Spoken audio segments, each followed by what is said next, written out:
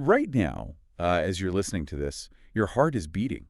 Yeah, hopefully it is. Right, hopefully. hmm And with every single beat, it's sending this physical shock wave through, miles and miles of pipes inside your body. It really is a massive plumbing network. It is. Yeah. And it's happening dozens of times a minute, thousands of times a day.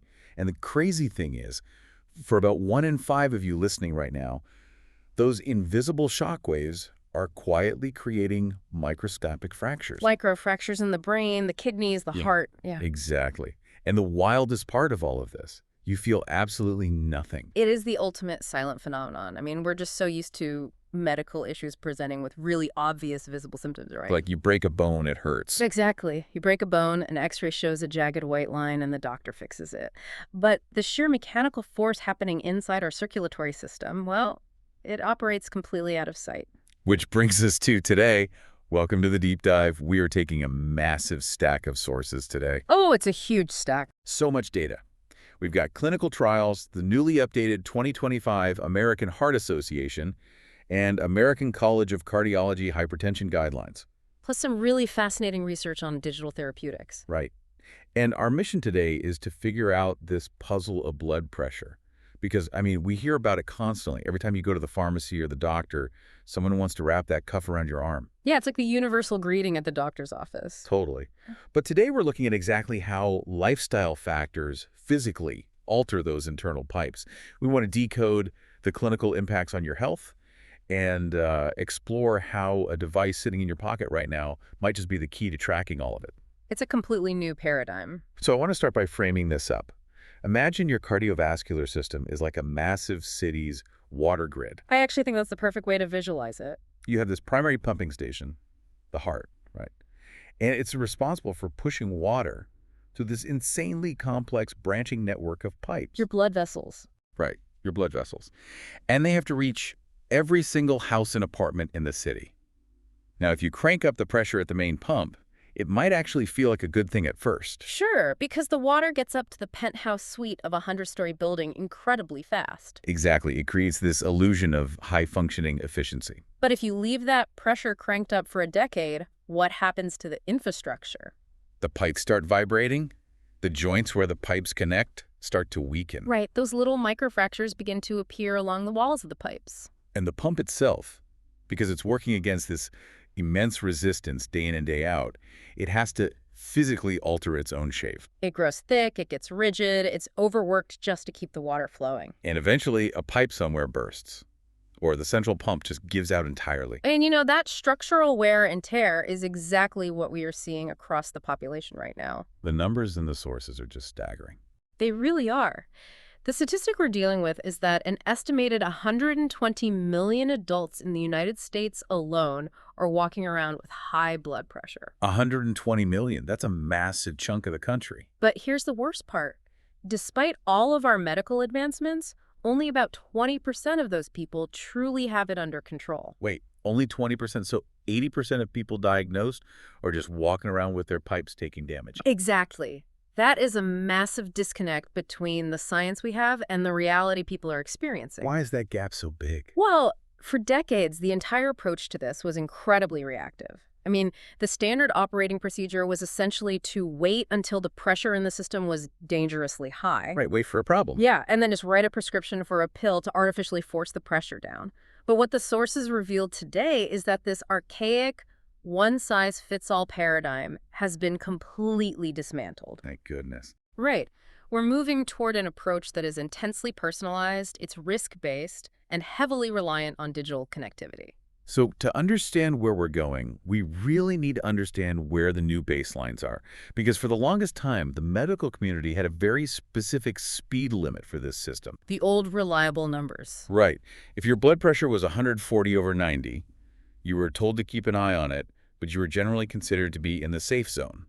So what changed? The foundational shift you're seeing in the 2025 guidelines is that the threshold for safety has been aggressively lowered. Aggressively lower to what? A blood pressure of 130/80 is now the clinical threshold for a diagnosis of hypertension. Wow, okay. And the explicit goal, the new target, is to drive patients below 120/80. So 120 is the new 140. Exactly. And the reason for this drastic change largely comes down to a landmark piece of research known as the SPRINT trial. SPRINT. That stands for the Systolic Blood Pressure Intervention Trial. Sorry. You got it. I saw that trial in the stack, and I mean, it seemed like a massive undertaking. Can you break down what they actually did? Because telling millions of people that their previously safe blood pressure is now a medical emergency, well, it seems like it would require some ironclad proof. It absolutely did. And the design of the SPRINT trial provided exactly that. They took over 9,300 patients. That's huge for a clinical trial. It is. And these were individuals who were 50 years or older and already at an elevated risk for cardiovascular issues. Okay, so they were already kind of in the danger zone. Right. But importantly, they specifically excluded people with diabetes or a prior history of stroke. Why exclude them when you want to study the sickest people? Well, they want to isolate the sheer mechanical impact of blood pressure without those other severe metabolic compounding factors getting in the way of the data. Oh, that makes sense. Clean data. Exactly. So then they split these 9,300 patients into two groups. One group received standard treatment, aiming to keep their top number, their systolic pressure, under that traditional 140 mark. The old speed limit. Right. The other group was placed on an intensive treatment protocol where the doctors aggressively invested medications to force that top number below 120. And what actually happened to the patients in that intensive group? I mean, did dialing down the pressure by just 20 points make that much of a difference? The results were so profound that they actually had to stop the trial earlier than planned. Wait, really? Why? Because it became ethically questionable to keep the standard group at the 140 target. They were doing them a disservice. Oh, wow. So what were the actual numbers? The patients in the intensive group, the ones kept under 120, experienced a 25% relative reduction in major adverse cardiovascular events. 25%. Yes, we are talking about preventing actual heart attacks, acute coronary syndromes, and heart failure. Furthermore, they saw a nearly 27% reduction in all-cause mortality. Just to pause on that, by turning the dial down from 140 to 120 on the main pump, you slash the risk of dying from a major heart event by a quarter. And it gets better. To take that a step further, the benefits extended far beyond just the heart muscle itself. The researchers looked closely at the brain. Because the brain has pipes too. Exactly. The brain is filled with the most delicate microscopic capillaries in the human body. When you subject those tiny vessels to the relentless pounding of high pressure, they suffer from those microfractures you mentioned earlier. And I imagine that leads to some pretty bad cognitive issues. It does. Over time, that vascular damage manifests as cognitive decline. But the SPRINT trial showed that the intensive control group had a significantly reduced risk of developing mild cognitive impairment and dementia. So protecting the pipes in the brain from that mechanical stress directly preserved their cognitive function. Exactly. Dropping the pressure saved their minds as well as their hearts. Okay, but I have to play devil's advocate here for a second. If dropping the pressure is so miraculous, why stop at 120? Why not push it down to 100? That's a very fair question. Right, because I hear stories, especially from older listeners, who go on these intensive regimens, and suddenly they're standing up from the couch, the room starts spinning, and they end up taking a dangerous fall. Isn't there a severe risk to bottoming out the pressure in the system? You've hit on the exact tension at the heart of modern cardiovascular care. You're talking about hypotension, which is when the pressure drops too low to adequately perfuse the brain with oxygen. Which causes the dizziness and fainting. Right, and the new guidelines do not ignore this. In fact, the SPRINT trial data clearly showed that the intensive treatment arm did experience higher rates of treatment-related adverse events. Like what? They saw instances of acute kidney injury, electrolyte abnormalities, and, yes, fainting spells. So how is a clinician supposed to navigate that? You have a mandate to get the pressure under 120 to save their heart, but you might inadvertently cause them to pass out and fracture their hip. The solution outlined in the 2025 guidelines is what they call a deeply patient-centered approach, and it heavily utilizes a digital tool called the PREVENT calculator. The PREVENT calculator. How does that work?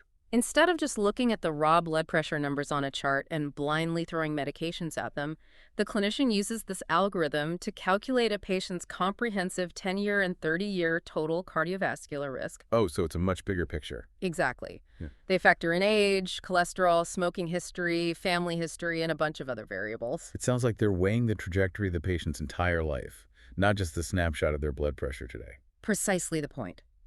If a patient's pre-vent calculation shows they have a high overall risk of suffering a catastrophic heart attack or stroke in the next decade, well, the statistical benefit of aggressively lowering their blood pressure to under 120 vastly outweighs the risk of them feeling dizzy when they stand up. Because the priority is just keeping them alive. Right.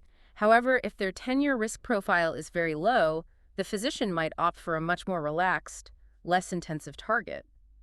To prioritize their daily quality of life and avoid those fainting risks. Exactly. The treatment intensity is finally being matched to the individual's specific biological risk profile. That feels like a much more rational way to practice medicine. It's a huge step forward. Now, I want to talk about the actual numbers themselves, because we always hear two numbers, right? Like 120 over 80. The systolic and the diastolic. Right. The top number, the systolic, is the pressure in the pipes when the pump is actively squeezing and forcing water through. Yes. And the bottom number, the diastolic, is the pressure remaining in the pipes when the pump is resting and refilling between beats.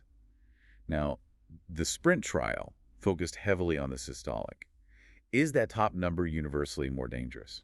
You know, for a very long time, there was genuine debate in the medical community about whether the active squeezing pressure or the resting pressure was the better predictor of long-term damage. And did the sources settle that debate? For the working age population, yes.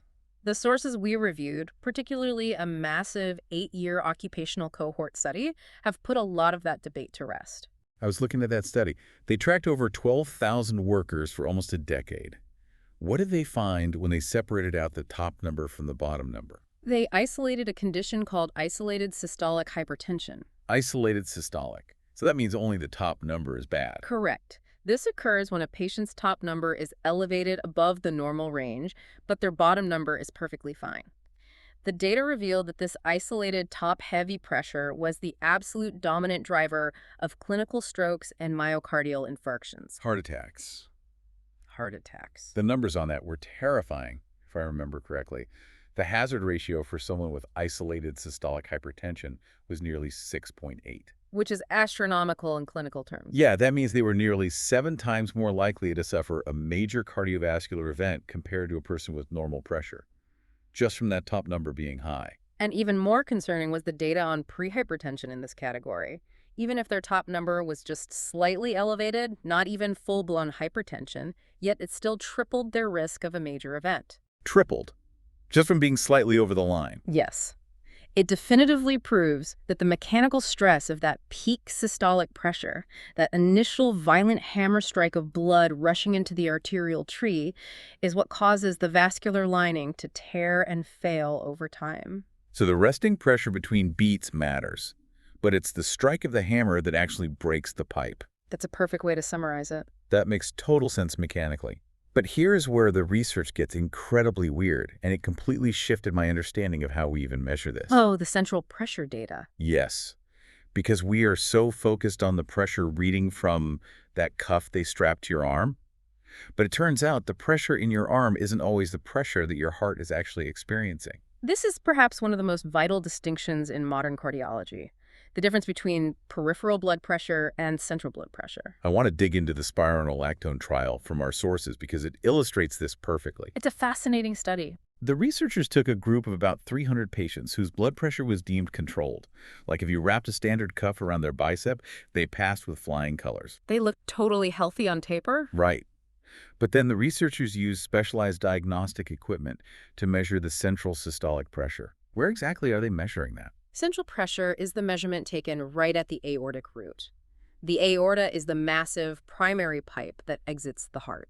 Okay, so right at the source. Exactly. It is the first structure that receives the full, unmitigated blast of pressure when the left ventricle contracts. So they measured the pressure right outside the main pump instead of way down the line in the arm. Yeah. And what they found was that in these patients, the central pressure was secretly dangerously high. Yes. And because of the physics of blood flow and arterial reflection waves, the pressure in your arm can sometimes completely mask what is happening at the core. Wow. So their arms said 120, but their hearts were feeling 150. Essentially, yes. And when the heart has to constantly pump against elevated central pressure, it undergoes a process called left ventricular hypertrophy. Hypertrophy meaning it gets bigger. Right. The heart is a muscle. If you make a muscle lift a heavier weight every single second of every single day, it is going to grow. It thickens. But a thicker heart isn't a stronger heart, right? No, not at all. It is a stiffer, less efficient, and highly dangerous heart. Why is a thicker heart dangerous? It requires more oxygen, it's prone to arrhythmias, and it eventually leads to heart failure. In these specific trial patients, despite their arm cuffs looking perfectly fine, their hearts were secretly thickening and enlarging because of that hidden central pressure. That is terrifying. So how do they fix a problem they couldn't even see with a standard cuff? The researchers introduced a very specific medication called spironolactone. It's known as an aldosterone antagonist. Aldosterone. What does that do? Aldosterone is a hormone that tells your kidneys to hold on to salt and water. Which increases blood volume and drives up pressure. Exactly, but it also directly promotes fibrosis or stiffening in the heart muscle itself. By giving these patients just 25 milligrams a day of spironolactone, they blocked that hormone. And it didn't just lower the central pressure, did it? It physically changed the architecture of the heart. It did. The study noted a reduction in the left ventricular mass index by 3.2 grams per square meter. To put that in plain terms, the medication literally shrank the dangerous enlargement of the heart? Yes. By reducing the hidden central pressure and blocking the fibrotic hormonal signals, the heart was able to unload, relax, and reverse its own structural aging. That's incredible. It's a brilliant example of why our standard diagnostic tools, like the arm cuff, are incredibly useful, but they do not always tell the entire story of what is happening at the core of the plumbing system. Okay, so we know the target is 120. We know the top number is the hammer strike we have to avoid. And we know that the central pressure at the heart is what really dictates the physical damage. Yeah. But how do we actually get there? Because frankly, telling someone to just eat less salt and go for a walk is clearly not working for 80% of the population. No, the data shows that generic advice fails most people. So let's look at what the sources say about diet, vitamins, and how our specific genetic blueprints dictate our reality. Well, when you look at the clinical data on lifestyle modification, the foundation is undeniably dietary patterns. And what's the gold standard there? The most robust evidence still points to the DHH diet, dietary approaches to stop hypertension. What does that actually look like on a plate? It emphasizes a really high intake of fruits, vegetables, and low-fat dairy while severely restricting sodium to less than 1,500 milligrams a day. And to be clear, this isn't just some wellness trend. Not at all. The data shows that strict adherence to the DHH diet can drop systolic blood pressure by up to 11 points. 11 points. That is the equivalent of taking a prescription drug just by altering the chemical composition of what you put in your body. Exactly. And we see the mechanical proof of this diet's power most clearly in vulnerable populations. Take patients with chronic kidney disease, for example. Because the kidneys are essentially the filtration plants of our water grid analogy. Right. They are packed with delicate blood vessels. When researchers enforced a strict low-salt diet of just 1.5 grams a day in these patients for a few months, it didn't just lower their systemic blood pressure. What else did it do? It significantly slowed the physical decline of their kidney function. By reducing the pressure, they physically protected the filtration organ from being hammered into failure. Wow. But restricting sodium is something we've heard a million times. What really caught my eye in the stack was a randomized controlled trial looking at vitamins. The vitamin D study. Yeah, they took a group of older adults who were overweight and tested a combination of calcium and vitamin D3. They compared a standard daily dose of 600 international units of vitamin D against a massive dose of 3,750 international units. A really heavy dose. And the high-dose group saw significant measurable drops in both their systolic and diastolic pressure. I mean, how does a vitamin have anything to do with the physical tension in our arteries? It's a great question. To understand that, you have to look at how vitamin D interacts with the body's internal pressure regulation mechanics. The human body manages blood pressure through an incredibly complex hormonal cascade called the renin-angiotensin-aldosterone system. Or RAAS for short, right? Right, RAS. When your body thinks blood pressure is too low, the kidneys release renin, which eventually triggers the production of angiotensin II. And what does angiotensin II do? It's a potent chemical that forces your blood vessels to constrict and narrow. It's like squeezing a garden hose to make the water shoot farther. Exactly. And vitamin D plays a crucial role in acting as a negative endocrine regulator of the system. It essentially acts as a brake pedal, stopping the body from overproducing these constricting hormones. Okay, so it stops the hose from being squeezed too tight. But why did these specific patients need such a massive dose? Because vitamin D is a fat-soluble vitamin. In individuals who are overweight or have a higher body mass index, vitamin D often gets sequestered or trapped inside adipose or fat tissue. Oh, so even if they're getting enough vitamin D, it isn't circulating in their blood where it can do its job. Precisely. They develop a systemic deficiency in their bloodstream. And because the vitamin D is trapped in the fat cells, the brake pedal on the RAAS system is lifted. The body starts overproducing angiotensin, the blood vessels stay chronically constricted, and the blood pressure spikes. Yes. In this trial, by giving these specific patients a massive dose of vitamin D3, they overcame that sequestration effect.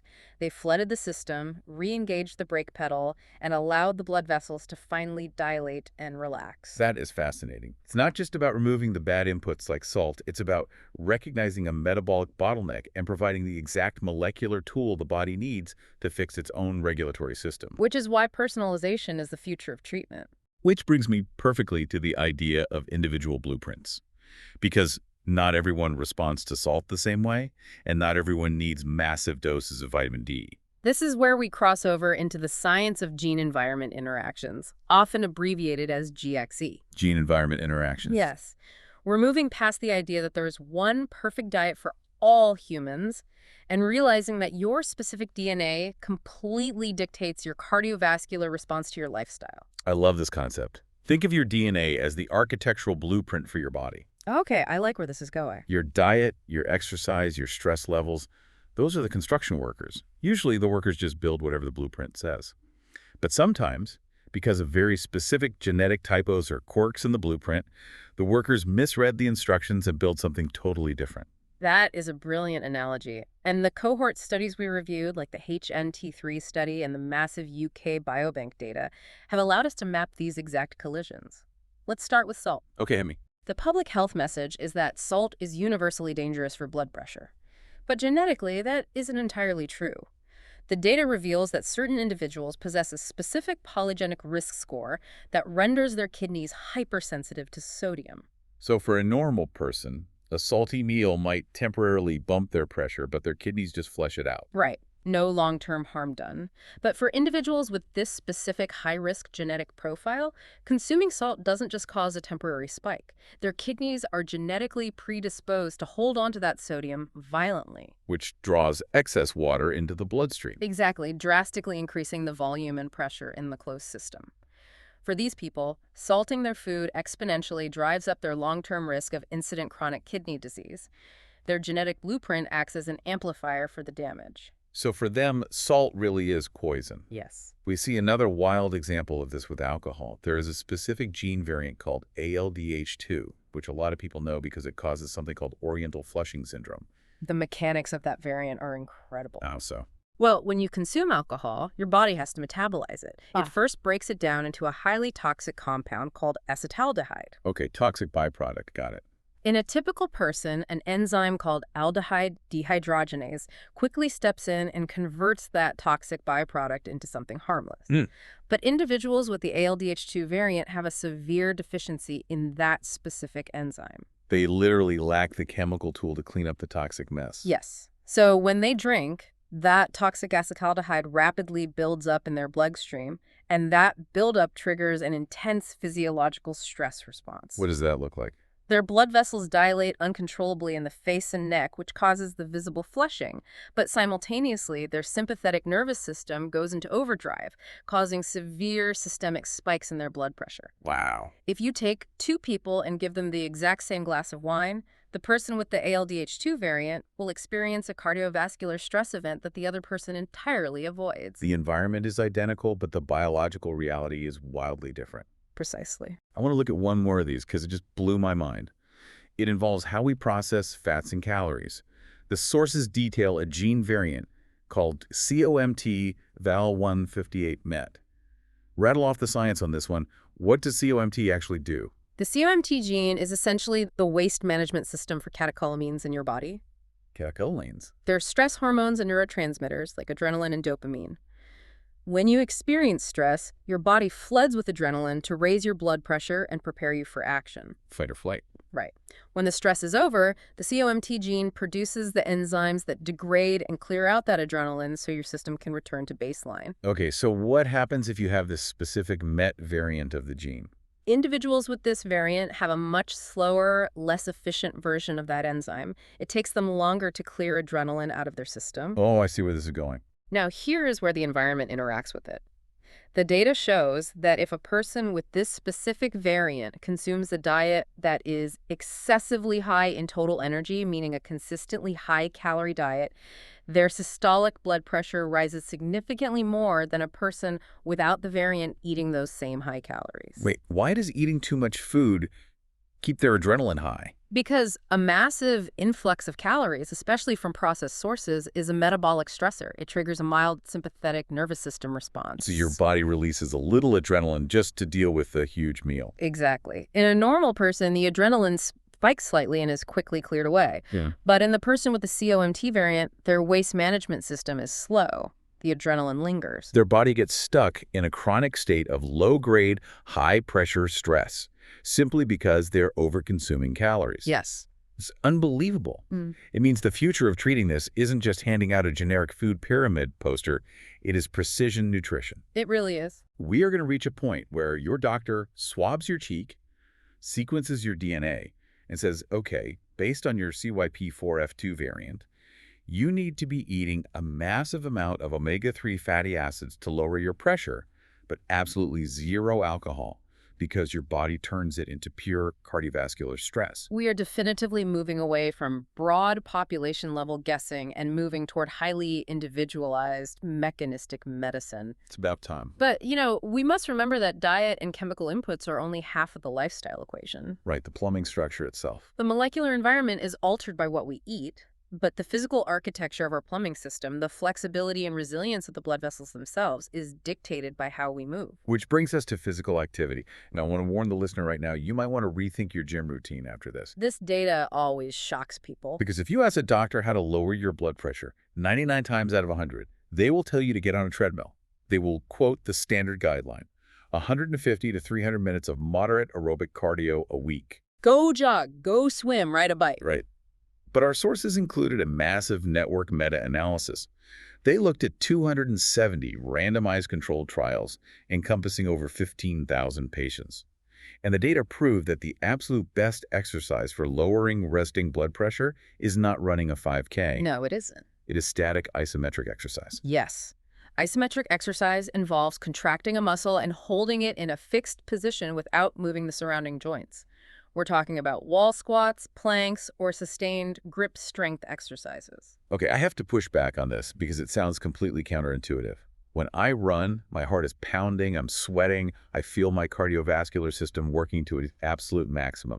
How on earth is sitting completely still against a wall in a squat position do more for my blood pressure than an hour of intense cardio? I know, it's hard to believe.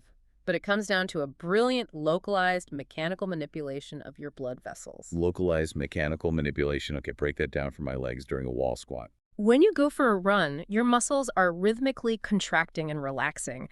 They pump blood efficiently throughout the body. But when you perform an intense, static isometric hold, like sinking into a wall squat and refusing to move, you are generating immense sustained tension in the large muscles of your legs. And because you aren't moving, the muscle just stays clamped tight. Exactly. And that clamped muscle physically pinches down on the blood vessels running through it. It acts like a tourniquet. You are temporarily restricting the flow of oxygenated blood into that muscle tissue. Which is why your legs start burning so intensely when you hold a wall squat.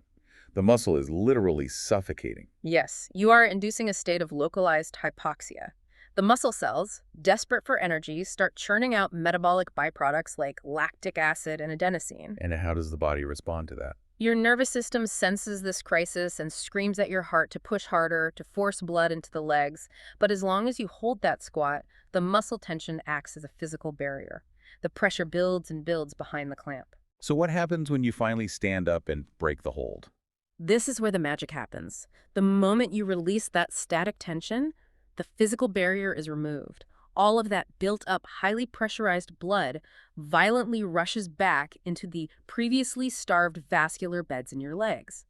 This phenomenon is called reactive hyperemia. It's like crimping a garden hose to build up the pressure, and then suddenly letting it go so the water blasts out to clear away the debris. That is a perfect analogy. That violent rush of blood creates immense physical friction known as shear stress against the inner lining of your blood vessels. And what is that inner lining made of? It's a single layer of cells called the endothelium.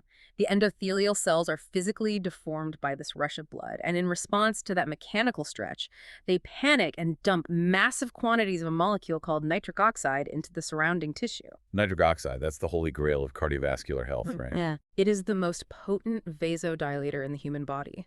Nitric oxide immediately signals the smooth muscle surrounding the blood vessels to completely relax and widen. It forces the pipes to expand. Wow.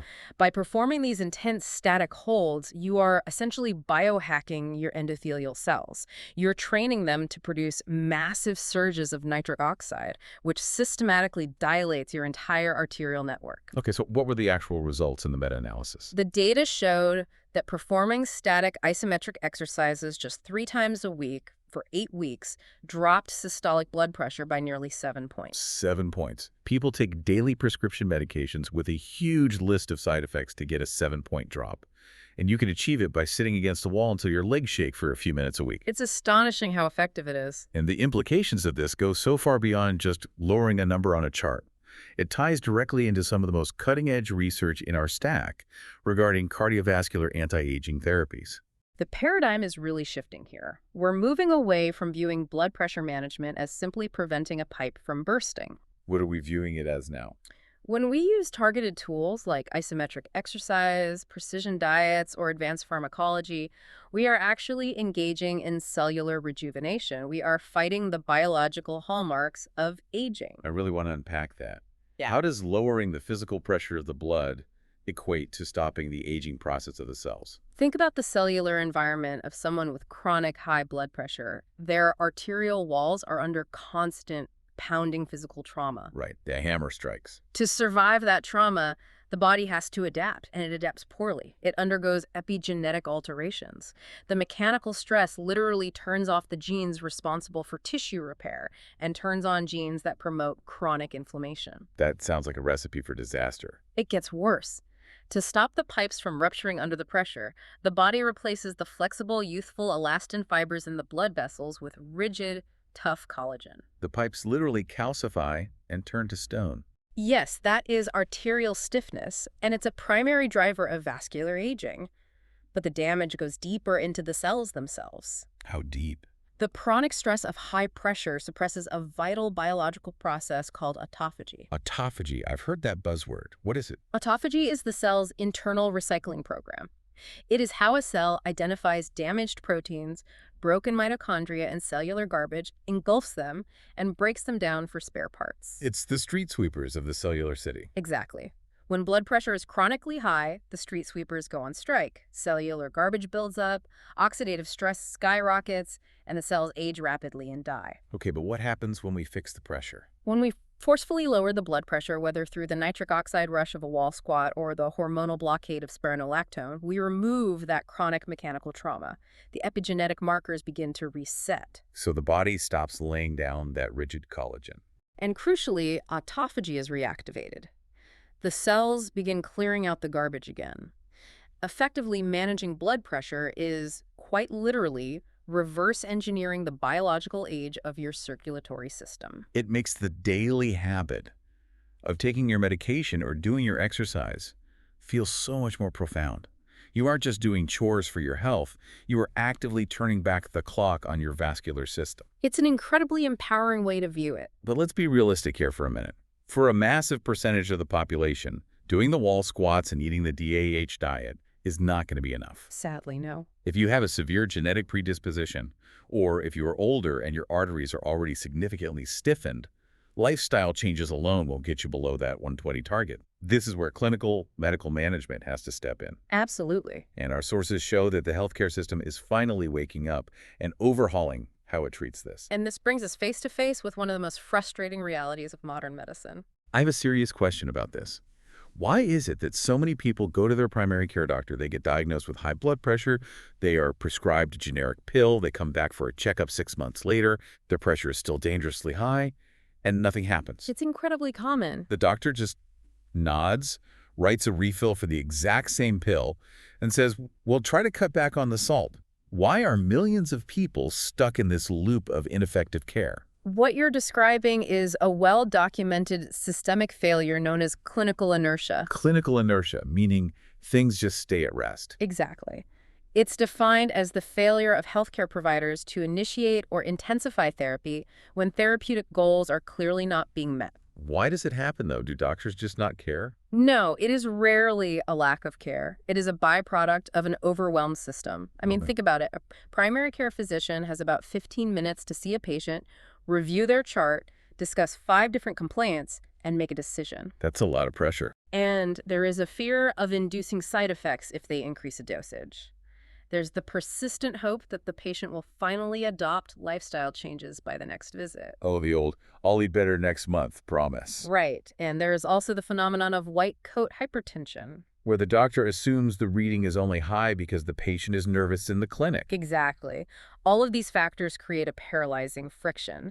The doctor hesitates, the medication isn't adjusted, and the patient walks out the door remaining at a massive risk for a stroke. So how are the new 2025 guidelines attempting to break that inertia? The data strongly advocates for the implementation of standardized treatment protocols, or STPs. STPs, how do they work? These are strict, algorithmic clinical pathways. It removes the guesswork, the hesitation, and the cognitive load from the physician.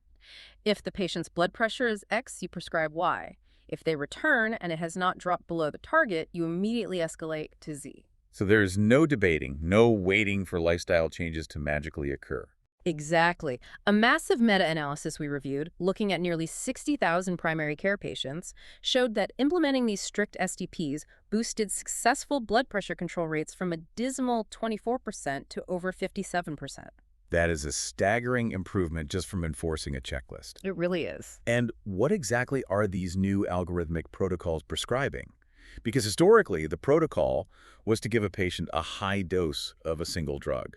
And if it didn't work, give them an even higher dose. And that historical approach was disastrous for patient adherence. When you max out the dose of a single drug, you almost guarantee severe side effects. Like what? For example, high doses of calcium channel blockers frequently cause extreme swelling in the ankles and legs. High doses of ACE inhibitors cause a relentless, dry, hacking cough. And when patients experience these side effects, they simply stop taking the pills. Exactly. I would too.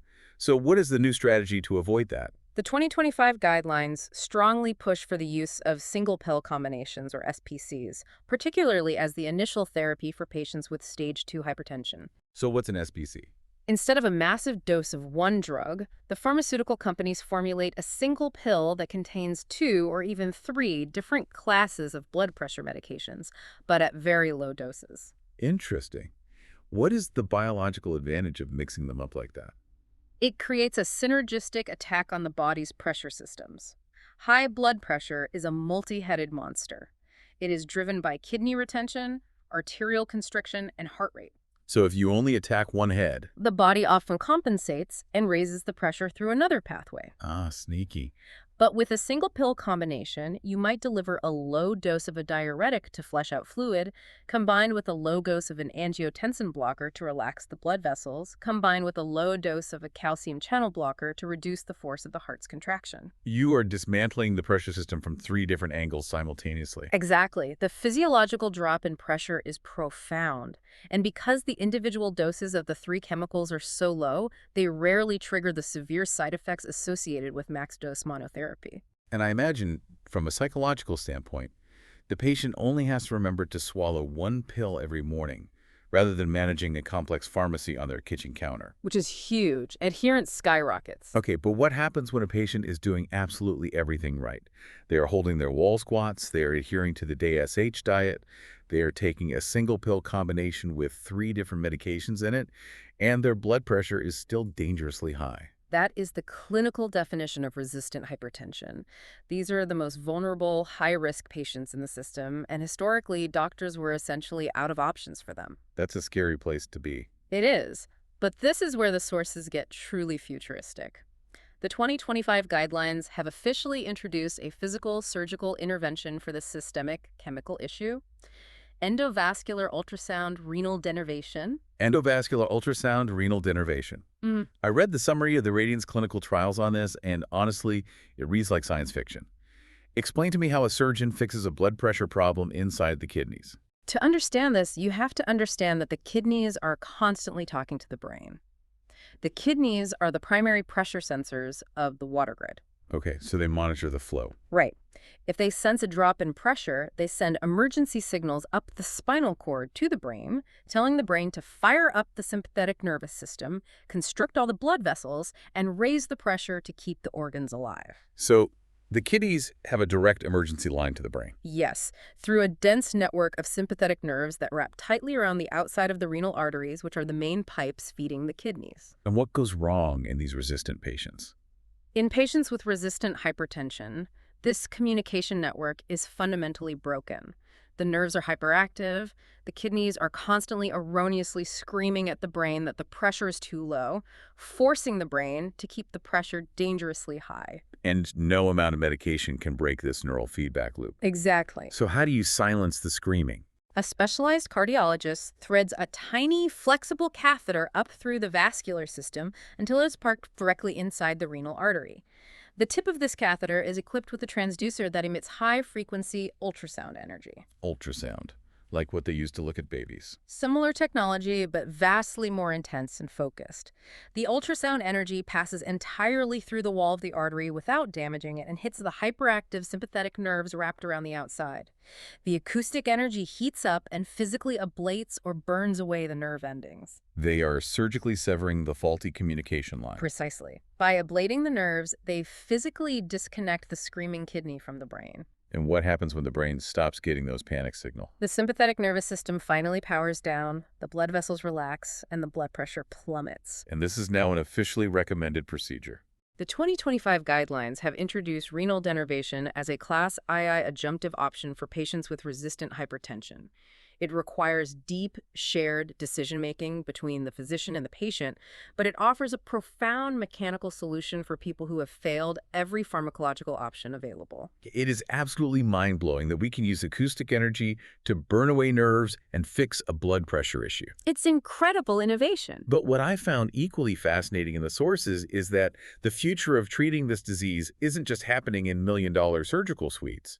The most effective interventions are actually moving in the exact opposite direction, completely out of the hospital system. This is a crucial global paradigm shift. We have to look at the data from the TRSH trial in Ghana and similar cluster randomized trials conducted in Nepal. Why there specifically? These researchers looked at populations that simply do not have access to centralized high-tech hospitals, and they tested community and nurse-led care models. The strategy they used is called task shifting.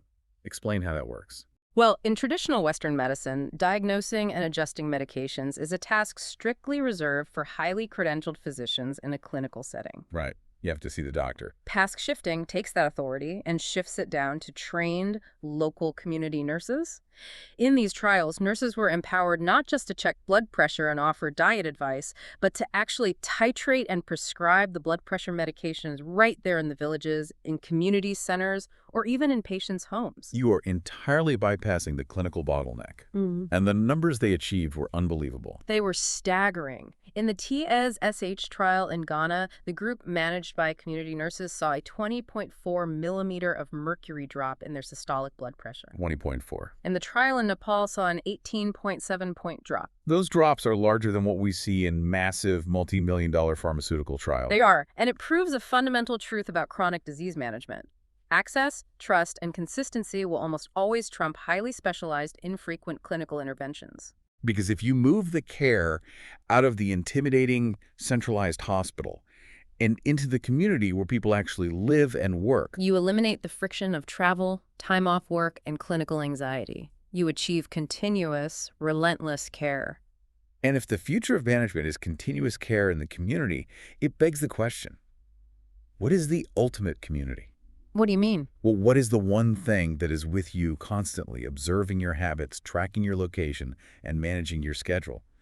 It is the smartphone sitting in your pocket. Ah, absolutely. Which brings us to the final piece of the puzzle: digital therapeutics and tracking the invisible. Digital health is the bridge. It is filling the massive blind data gap that exists between those infrequent 6-month doctor visits. But the whole system relies on having accurate data, right? And we talked earlier about how even the arm cuff can be misleading. So how is the tech world solving the measurement problem? Because no one is going to walk around with a blood pressure cuff inflating on their arm every 20 minutes. No, they definitely wouldn't. The hardware revolution is centered on wearable, cuffless, continuous monitoring.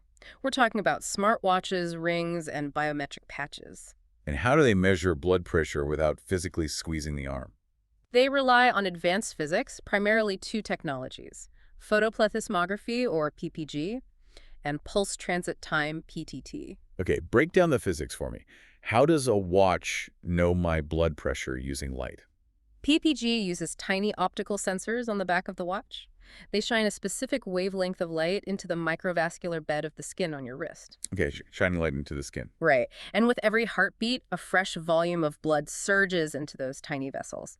Blood absorbs light. By measuring the microscopic changes in how much light bounces back to the sensor, the watch can map the exact volume and shape of the pulse wave in real time. Okay, that gives you the heart rate. But how does it calculate the actual pressure? That is where pulse transit time comes in. PTT calculates the exact millisecond. A pulse wave leaves your heart often detected by a micro ECG sensor on the device. And it measures how long it takes for that specific wave to travel down your arm and reach the optical sensor on your wrist. Oh, because water moving through a rigid, high-pressure pipe moves faster than water moving through a soft, relaxed pipe. You're hitting on the exact mechanical principle. If your blood pressure is high and your arteries are stiff and constricted, the pulse wave travels incredibly fast. If your pressure is low, the wave travels slower. That is genius. By constantly feeding these transit times and optical pulse shapes into complex machine learning algorithms, the device can generate a surprisingly accurate, continuous estimation of your blood pressure 24 hours a day. And having that 247 data stream reveals things that a doctor could never see during a single office visit. It illuminates entirely hidden risk factors. For example, the phenomenon of nocturnal dipping. What's that? Human biology is deeply tied to circadian rhythms. When a healthy person goes to sleep, their autonomic nervous system powers down, and their blood pressure should naturally drop or dip by 10 to 20%. This allows the cardiovascular system to rest and repair. But what if it doesn't dip? If the pressure stays elevated throughout the night, a condition known as non-dipping status, the patient's risk for cardiovascular mortality skyrockets. They are essentially running the engine at redline 24 hours a day. And a standard arm cuff taken in the morning will never catch this. Exactly. But a continuous wearable monitor flags it immediately. It also identifies masked hypertension, which is when a patient's pressure looks perfectly normal in the calm environment of a doctor's office, but shoots up to dangerous levels during their stressful workday or commute. I do want to insert a quick caveat here based on the sources because we have to be completely accurate. Right, the clinical validation. Yeah, the 2025 guidelines explicitly state that while these cuffless devices are revolutionary and show incredible promise, they do not yet have the rigorous, universal external validation required to formally diagnose hypertension in a clinical setting. That's true. The algorithms can still be thrown off by skin tone, arm position, and ambient light. But as a trend tracking tool to understand your own body, they are basically unmatched. Without a doubt. And the hardware is only half the equation. We have to look at the software that processes all this data. The software layer is where raw data is translated into actionable behavioral change. Our sources highlighted a suite of consumer applications, specifically blood pressure AI and sugar level, developed by a company called FlyCode. What stood out to me immediately was the architecture of these apps, Because, I mean, in the digital health space, there is massive paranoia about data privacy. Oh, massive. No one wants their continuous blood pressure logs beamed to some corporate cloud server and sold to health insurance advertisers. Which is entirely justified. The architectural choice that makes these specific apps compelling is that they are built on a privacy-first, 100% local storage model. The analytical engine runs entirely on the silicon of your phone. So your biometric data never leaves your physical device. Right. It provides the power of machine learning without the vulnerability of cloud processing. And these apps are not operating in isolation. They are built to tap into the broader health ecosystem on your phone, like Google Health Connect. That integration is vital. By tying into Health Connect, the application isn't just looking at a blood pressure number. It automatically pulls in your step count, the duration of your aerobic workouts, your nightly sleep architecture, and your weight trends. It creates a comprehensive biometric data set. And then it uses this incredibly intuitive, intelligent tagging system to make sense of it all. It basically color codes your life. The tagging system is brilliant. Green tags are for healthy inputs. You logged 30 minutes of cardio. You ate a low-sodium meal. You slept 8 hours. Red tags are for triggers. You had a high-stress meeting. You ate fast food. You drank alcohol. Purple tags let you log physical symptoms, like a headache or dizziness. And blue tags track exactly when you swallowed your medication. It creates a visible web of causality. It is exactly like a financial ledger. If you are going broke, you use an app to track every single dollar you spend so you can see that your daily coffee habit is destroying your budget. And these apps act as a metabolic ledger. Right. They track exactly which daily habits are bankrupting your heart health. You look at the app's visualizer, and the correlation engine does the math for you. You don't just see a red tag for missing a pill. You see a graph definitively proving that skipping your dose of lisinopril on a Tuesday morning caused a massive 15-point spike in your central systolic pressure by Wednesday afternoon. It makes the invisible consequences of your choices starkly visible. But as powerful as that visibility is, it brings us to the ultimate hurdle of digital therapeutics. Does knowing the information actually change human behavior? That is the million-dollar question. Do these digital alerts and visualizers actually improve clinical outcomes, or do patients just swipe them away like an annoying email notification? Because I'll be honest, I'm incredibly skeptical of digital health for this exact reason. We all have alert fatigue. My phone tells me to stand up, it tells me to breathe, and I ignore it 90% of the time. Your skepticism is completely supported by the data, and it depends entirely on how the technology is deployed. Our sources provided a brilliant comparison of 2 studies that highlight the crucial human element of digital tech. Let's hear it. In the first trial, called the Teamlet study, they attempted to use technology to prompt doctors. They implemented simple electronic health record, or EHR, alerts. Whenever a patient with high blood pressure came in, the computer would pop up an alert telling the clinical staff to address it. Seems logical enough. Remind the doctor, and they will fix it. What was the result? The result was a catastrophic failure. The alerts actually worsened patient outcomes. The patient's blood pressure increased by a mean of 3.6 millimeters of mercury. Wait, having a multi-million-dollar computer system remind the doctors actually made the patient sicker? Yes, because passive workflow prompts do not overcome clinical inertia. They just add administrative noise to an already overwhelmed physician. The doctors experienced alert fatigue, swiped the notifications away to get back to their charts, and the patients were ignored. That's depressing. But you mentioned a second study. Right. Now compare that failure to a web-based self-titration program tested in Taiwan. How was the Taiwan trial different? Instead of using technology to passively nag the doctors, they used the digital platform to actively empower the patients. The patients took their blood pressure at home, inputted the data into the app, and the algorithm, using pre-approved clinical pathways, told the patient exactly how to adjust their own medication doses. So the patient was in the driver's seat. Yes. They gave the patient the power to turn the dials on their own plumbing system. And what was the outcome of that approach? It was one of the most successful interventions in the literature. The empowered self-titrating group experienced an incredible 27.8 millimeter of mercury drop in their systolic blood pressure compared to standard care. A nearly 28-point drop. That is the difference between a massive stroke and a long, healthy life. It proves that technology is entirely useless if it operates passively. A digital ledger only works if the person reading it has the autonomy and the tools to change the balance. Tools that allow you to visualize your data, understand your precise triggers, and take immediate, actionable steps are the future of cardiovascular survival. Wow. This has been a massive journey today. Let's trace the arc of what we've unpacked here. We covered a lot of ground. We started by looking at how the medical consensus has fundamentally shifted. Trials like SPRINT proved definitively that we cannot settle for good enough. Aggressively pushing that target below 120 saves the heart and physically protects the delicate capillaries in the brain from microfractures, even if it requires a delicate balancing act with the prevent calculator to avoid fainting. Right. We learned that the top number, the systolic hammer strike, is the true villain, and that the hidden central pressure at the root of the aorta can be silently thickening the heart muscle, requiring targeted hormonal blockades like spironolactone to physically shrink the organ back to health. And then we moved into the molecular level. Exactly. Exploring how our unique genetic blueprints dictate our reality. We saw how a missing enzyme can turn a glass of wine into a severe cardiovascular stress event for someone with the ALDH2 variant, or how a slow COMT gene turns excess calories into lingering adrenaline. We established that the future of nutrition is precision, not generic food pyramids. And we absolutely shattered the conventional wisdom on exercise, discovering that the intense, localized hypoxia of holding a static wall squat triggers a massive release of nitric oxide, dropping blood pressure by 7 points and physically relaxing the entire arterial network. It's just incredible. We saw how lowering pressure isn't just about preventing a burst pipe. It's about reactivating autophagy and cellular cleanup, literally reverse engineering the biological aging of our blood vessels. We confronted the reality of clinical inertia, too. Yes.